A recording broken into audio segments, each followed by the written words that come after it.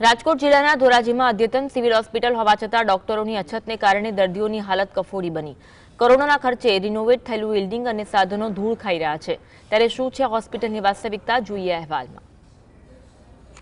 રાજકોટ જિલ્લાના ધોરાજીમાં દાતાઓના સહયોગથી બનેલી 3 માળની અદ્યતન સિવિલ હોસ્પિટલ હાલ નિષ્ણાત તબીબોના અભાવે શોભાના ગાંઠિયા સમાન સાબિત થઈ રહી છે। ગતિશીલ ગુજરાતના દાવાઓ વચ્ચે ધોરાજી સિવિલ હોસ્પિટલની સ્થિતિ દયનીય છે। નિષ્ણાત તબીબોના અભાવે 80,000ની વસ્તી ધરાવતા આ વિસ્તારના લોકો સારવાર માટે રાજકોટ અને જૂનાગઢ સુધી દોડવા મજબૂર બન્યા છે। અહીં જનરલ સર્જન, રેડિયોલોજિસ્ટ અને કાન નાક ગળાના નિષ્ણાત ડોક્ટરોની જગ્યાઓ લાંબા સમયથી ખાલી પડી છે, જેના કારણે ગંભીર દર્દીઓને અન્ય શહેરોમાં રિફર કરવા પડે છે। આજે સિવિલ હોસ્પિટલની અંદર ઘણા વિભાગોની અંદર કાયમી ડોક્ટરોની નિમણૂક નથી થઈ। ખાસ કરીને જનરલ સર્જનની નિમણૂક ન હોવાના કારણે લોકોને પારાવાર મુશ્કેલી પડે છે। એક્સિડન્ટ જેવા ગંભીર અકસ્માતોની અંદર જૂનાગઢ અથવા તો રાજકોટ રિફર કરવામાં આવે છે અને સમયસર સારવાર નથી મળતી।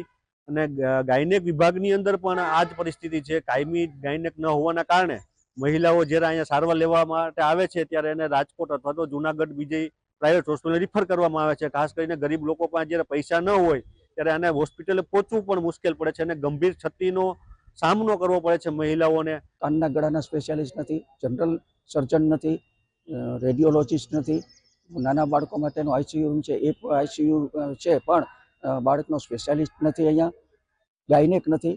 તો આ બધા જ ડૉક્ટરોની નિમણૂક તાત્કાલિક ધોરણે જો કરવામાં આવે તો આર્થિક રીતે પછાત લોકો છે તેને મોંઘી દાટ હોસ્પિટલોમાં કે પ્રાઇવેટ દવાખાનામાં સારવાર લેવા જવું પડે, અગર તો જૂનાગઢ જવું પડે, જે કોઈ પણ સંજોગોમાં પોતાના બે છેડા ભેગા થતા ન હોય અને આવી મેડિકલમાં માટે થઈને આવા એને પૈસા ખર્ચવાના આવે ત્યારે એને ખૂબ જ મુશ્કેલી પડે છે। ગાયનેક વિભાગ આધુનિક ઓપરેશન થિયેટરથી સજ્જ હોવા છતાં 4 મહિનાથી કાયમી ડોક્ટર નથી। ડેપ્યુટેશન પર આવતા ડોક્ટરોને કારણે ઇમરજન્સીમાં સગર્ભાઓને ભારે હાલાકી ભોગવવી પડે છે।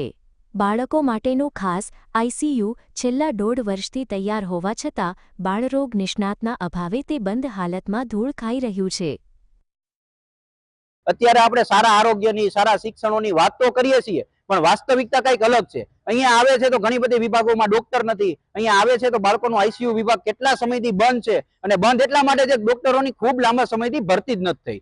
ત્યારે ધોરાજીની જનતા વતી અમે આ સરકારશ્રીને અને જવાબદાર અધિકારીઓને અપીલ કરીએ છીએ કે તાત્કાલિક ધોરણે અહીંયા ભરતીઓ કરવામાં આવે। અહીંયા કોઈ પણ દર્દી આવે છે ને જો કોઈ પણ દર્દીમાં કોઈ પણ વિભાગમાં ડોક્ટર ન હોય તેમ કે જૂનાગઢ જતા રહો। અરે ભાઈ, જૂનાગઢ જવું જ હોત તો અમે ધોરાજીમાં ટેક્સ શા માટે ભરત? ચોખ્ખી ને ચટ વાત છે, તાત્કાલિક ધોરણે આનો નિર્ણય લેવામાં આવે। બીજી બાજુ રૂપિયા 1.80 કરોડના ખર્ચે રિનોવેશન કરાયેલું જૂનું બિલ્ડિંગ ઉદ્ઘાટનની રાહ જોઈ રહ્યું છે। આ વિલંબને કારણે ડાયાલિસિસના દર્દીઓને 3જા માળ સુધી ધક્કા ખાવા પડે છે। સ્થાનિકોની માંગ છે કે જો આ નવું રિનોવેટેડ બિલ્ડિંગ કાર્યરત થાય તો ડાયાલિસિસ અને ફિઝિયોથેરાપી જેવા વિભાગો ગ્રાઉન્ડ ફ્લોર પર આવતા વૃદ્ધોને મોટી રાહત મળી શકે। એસડીએસ ધોરાજી ખાતે 80% વર્ગ 1ની જગ્યાઓ ભરાયેલી છે। મુખ્યત્વે જે ખાલી છે એમાં રેડિયોલોજિસ્ટ જે અઠવાડિયામાં 2 દિવસ ઉપલેટાથી આવે છે, ગાયનેકોલોજિસ્ટ જે અઠવાડિયામાં 3 દિવસ પડધરીથી અને 3 દિવસ ગોંડલથી આવે છે। સરકારશ્રી ઓર્ડર કરેલ છે, ગોંડલથી હમણાં આવતા નથી। બાકી જનરલ સર્જન છે, ઈએનટી સર્જન છે ની જગ્યાઓ ખાલી છે। જૂના બિલ્ડિંગની વાત કરીએ તો જૂના બિલ્ડિંગ અમારી સરકારની જે એજન્સી છે પીઆઈ મારફતે રિનોવેશન કરી અમે હેન્ડઓવર લઈ લીધું છે। એમાં ફાયર સેફ્ટીની કામગીરી હાલ ચાલુ છે। તંત્ર દ્વારા ફાયર સેફટી અને સીસીટીવીનું કામ પૂર્ણ થયા બાદ લોકાર્પણની ખાતરી અપાઈ છે, પરંતુ ડોક્ટરોની ઘટ ક્યારે પૂરાશે તે એક મોટો પ્રશ્ન છે। કિશોરભાઈ રાઠોડ, જીએસટીવી ધોરાજી।